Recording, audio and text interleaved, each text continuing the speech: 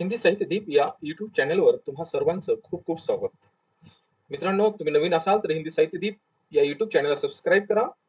मनामधले कुठले डाऊट असतील तर या नंबरला कॉल करा.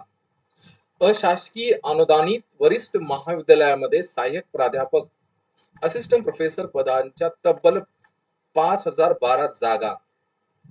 हे जागा ज्या आहेत वरिष्ठ महाविद्यालयातील जागा आहेत. हे लक्षात ठेवा. आणि आता जे सध्या जाहिरात वेगवेगळ्या येतात ते विद्यापीठातील जाहिराती आहेत. वरिष्ठ महाविद्यालयातील खूप कमी प्रमाणात जाहिराती आलेल्या आहेत जे परमनंट आहेत. मित्रांनो, या व्हिडिओची सुरुवात करण्याच्या पूर्व मी तुम्हाला महाराष्ट्र शासनाचा जो जी आर आहे ते तुमच्या समोर ठेवण्याचा प्रयत्न करतोय. या जी आरचं विश्लेषण खूप चांगल्या प्रकारे आणि सरळ सोप्या भाषेमध्ये आपण समजून तर घेणार आहात. परंतु पहिल्यांदा पाहूया जी आर. जी आर जो आलेला आहे 24 मार्च 2026 रोजी आलेला आहे. वरिष्ठ विभागीय संचालक उच्च शिक्षण, शासकीय अनुदानित वरिष्ठ महाविद्यालयातील सहाय्यक प्राध्यापक पदाच्या भरतीबाबत शासन निर्णय समोर आहे तुमच्या. 3/11/2018 नियमानुसार आढावा जे आहे 12/11/2021 नियमानुसार संदर्भ जे दिलेले आहेत हे सगळे संदर्भ आहेत. उपयुक्त विषयाच्या अनुषंगाने शासन निर्णय 11/2/2026 नुसार राज्यातील सार्वजनिक विद्यापीठाशी संलग्नित उच्च शिक्षण संचालनालयाच्या अधिपत्याखालील मान्यताप्राप्त शासकीय अशासकीय अनुदानित वरिष्ठ महाविद्यालयातील दिनांक 1/10/2025 रोजीच्या विद्यार्थी संख्येनुसार परिगणित केलेल्या कार्यभारानुसार सहाय्यक प्राध्यापक संवर्गात एकूण रिक्त असलेल्या पदापैकी 5,012 रिक्त पदाच्या पदभरतीस मान्यता देण्यात आली होती. आता हे वेगवेगळे विषय आहेत त्यानुसार पद भरती मान्यता 2025 मध्ये महाविद्यालयीन प्रवेश घेतलेल्या व विद्यापीठाने प्रमाणित करून दिलेल्या विद्यार्थी संख्येनुसार येणारा कार्यभार निश्चित करून रिक्त पदाच्या सप्रमाणात व विषयानुसार पदांचे समतोल वाटप करण्यात येईल याची दक्षता घेण्यात यावी असे निर्देश देण्यात आलेले आहेत. त्यानुसार संदर्भ क्रमांक 5 च्या शासन पत्राद्वारे संचालनाने प्रस्तावित केलेल्या पदांची वाटप करण्यास खालील अटी व शर्ती अधीन करून मान्यता देण्यात येणार आहे. हे लक्षात ठेवा. जागा ज्या आहेत 100% 40% म्हणजे 50% जागा ही भरल्या जाणार आहेत. असे काही विषय आहेत ज्या विषयामध्ये 1-2 जागा खाली झालेल्या आहेत महाविद्यालयामधील वरिष्ठ महाविद्यालयामधील.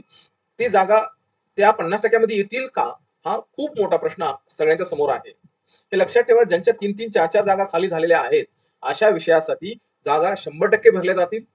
परंतु 50% या अगोदर 40% जागा भरल्या जात होत्या परंतु आता 50% जागा भरल्या जाणार आहेत.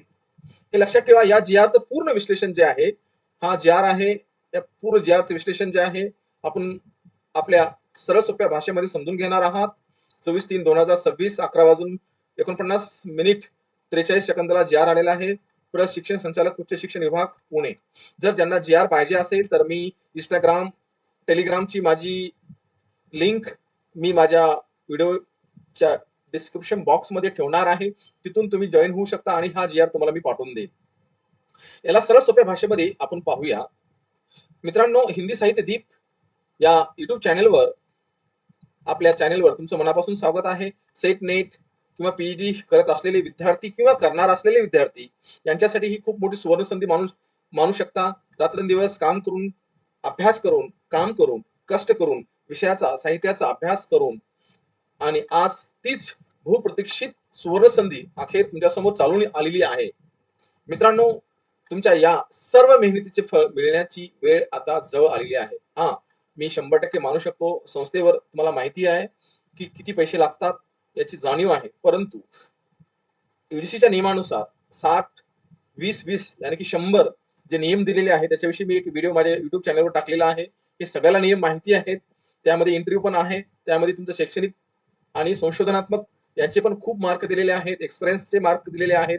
अनुभवाचे मार्क दिलेले आहेत. सगळ्या गोष्टी त्याच्यामध्ये मांडलेल्या आहेत. महाराष्ट्र शासनाच्या उच्च शिक्षण संचालनाने 24 मार्च 2026 रोजी एक अत्यंत ऐतिहासिक आणि महत्वाचा शासन निर्णय म्हणजे जी आर प्रसिद्ध केलेला आहे. राज्यातील अशासकीय, लक्षात ठेवा, शासकीय यानी की गव्हर्नमेंटचे कॉलेज, अशासकीय अनुदानित यानी की संस्था ज्यांच्या आहेत असे वरिष्ठ महाविद्यालय अनुदानित वरिष्ठ महाविद्यालयामध्ये सहाय्यक प्राध्यापक असिस्टंट प्रोफेसर पदाच्या तब्बल 5,000 जागांच्या भरतीला अधिकृत मान्यता मिळाली आहे.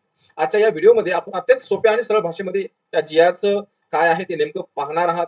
नियम काय आहेत, ही भरती तुमच्यासाठी कशी एक गेम चेंजेस ठरू शकते.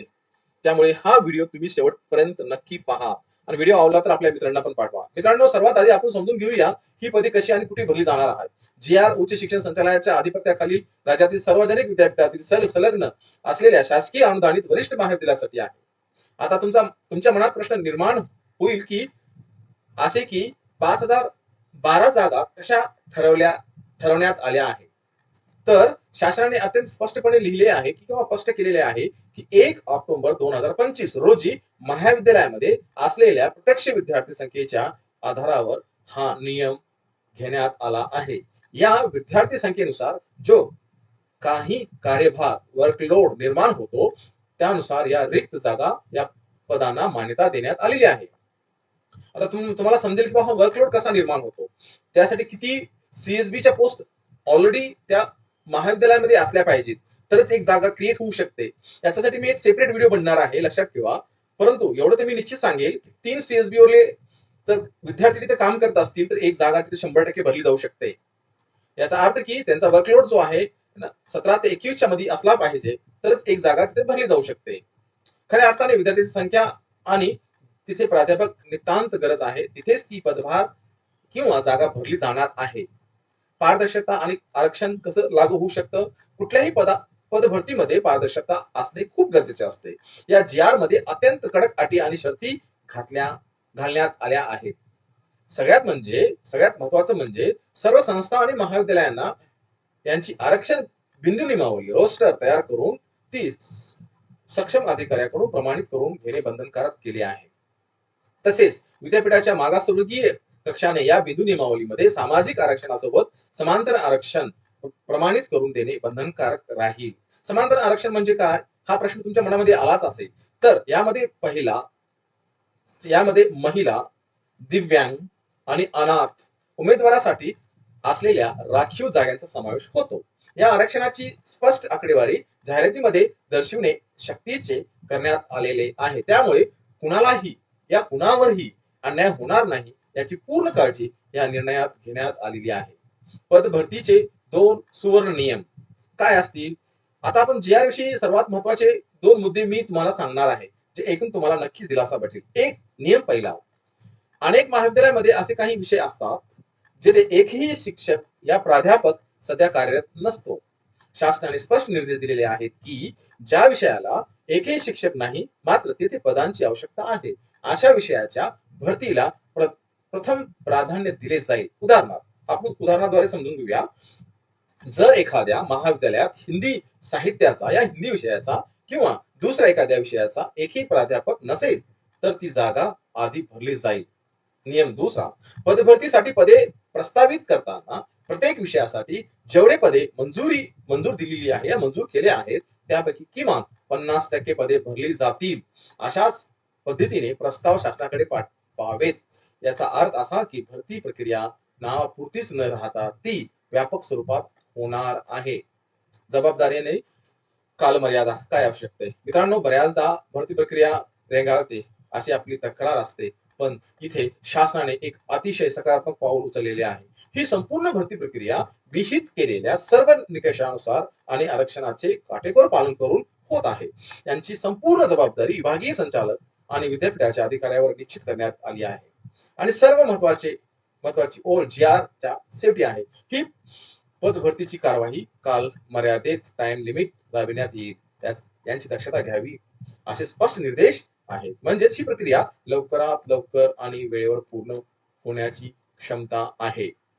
मित्रांनो, 5012 पदे ही खूप मोठी संख्या आहे. आपण आपल्या साहित्याचा आपल्या विषयाचा जो काही अभ्यास आतापर्यंत केला आहे त्याला आता धार लावण्याची वेळ आलेली आहे.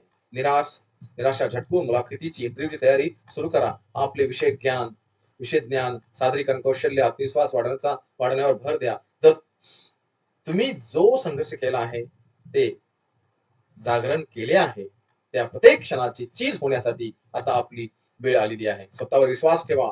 तुम्ही हे नक्की करू शकता. अशाच नवनवीन अपडेट अभ्यासक्रमाची माहिती आणि net set, PhD set net यांचं विषय हिंदी, मराठी आणि इंग्रजी राज्यशास्त्र, अर्थशास्त्र या विषयासाठी सेट नेट किंवा पीईडी साठी पेट साठी जर तुम्हाला विशेष मार्गदर्शन कोर्स जर पाहिजे असेल तर हिंदी साहित्य दीप तथा ऑल एक्झाम कट्टा ऍप द्वारे तुम्ही माझ्यासोबत जोडू शकता. आपल्या हिंदी साहित्य दीप चॅनेलला नक्की सबस्क्राईब करा.